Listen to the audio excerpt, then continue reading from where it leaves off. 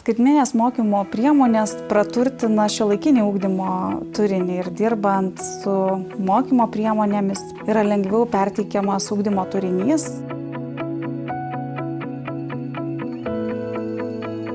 Esu Indrė Šolienė, projekto Skaitmeninė švietimo transformacija Tech projekto vadovė ir kartu Tech centro vadovė. Nieko panašaus iki šiol nėra buvę, nors Nacionalinė švietimo agentūra nuolat kuria įvairias mokymo priemonės, tačiau nebuvo tokios iškeltos ambicijos per tokį trumpą laiką sukurti tiek daug naujų skaitmeninių mokymo priemonių. Esu Kristina Mažeikaitė ir esu atsakinga už projekto įgyvendinimą, istorijos ir geografijos žemėlapių skaitmenizavimu ir suinteraktyvinimu. Per trumpą laiko tarpą įgyvendinti tokio masto projektą, kad jisai būtų naudojamas. Tai vienas iš didžiausių iššūkių tikriausiai yra šitas. Esu Justas Puluikis ir režisierius. Vyko kūrybiškai, galima pasakyti. Gavom scenarijų, labai tvarkingą, detalų scenarijų ir sužiūrėjimas visų montuotojų, grafikistų.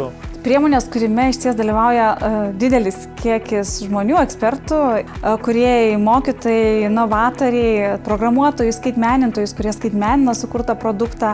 Labai svarbi rolė yra recenzentų, nes turi užtikrinti kuriamos mokymo priemonės kokybę ir dar dažnu atveju yra pasitelkiamos ir filmavimo komandos, siekiant sukurti įtraukius, įdomius videofilmus prie pačios kuriamos mokymo priemonės. Mes esam pačiame darbų įkarštyje, veiklos beprotiškai daug, tarpusavyje turi kolaboruotis ir visas žinias įnešti labai daug įvairiausių specialybių žmonių. Turim, kaip sakant, įnešti savo patirtį, žinias, poreikius į šitą projektą tam, kad jisai iš tikrųjų būtų realizuotas taip, kad tiktų tiek mokytojams, tiek mokiniams. Pasisekė su komanda.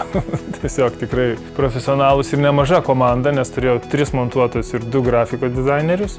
Juos visus reikia suvesti į vieną ir kad jie visi susikalbėtų ir kad rezultatą mes, kaip sakant, pagamintume būtent tokį, kokio yra tikimasi ir galbūt netgi pranokti lūkesčius. Skaitmeninės mokymo priemonės kūrimas yra kompleksiškas ir įprastai priemonės kūrimas trunka nuo 9 iki 12 mėnesių, priklausomai nuo priemonės specifiškumo, nuo turinio.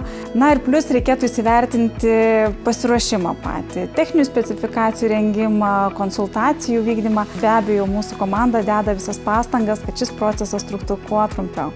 Didžiausias sudėtingumas šito projekto, nes turim atsižvelgti į abi pusės ir padaryti tai ir patrauklų mokiniams, ir tuo pačiu mokytojai turi matyti tame vertę.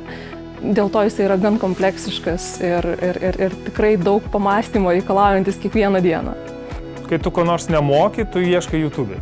Kaip dabar tą paiešką padaryti taip, kad mokinys kažko nežino, parašė ir jį nukreipia ne kažkur tai, bet į šitas pamokas.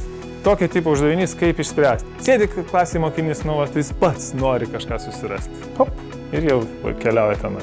Aš trokštu, kad mokiniai patirtų džiaugsmą mokydamiesi, kad jiems būtų įdomu. Mūsų visa ta komanda, jinai siekia kokybiško rezultato, tai man šitas didžiulį džiaugsmą reikia. Dalis mokymo priemonių jau yra sukurta, kita likusi dalis jau yra kuriama ir artimiausiu metu bus prieinama švietimo portale e-mokykla.lt.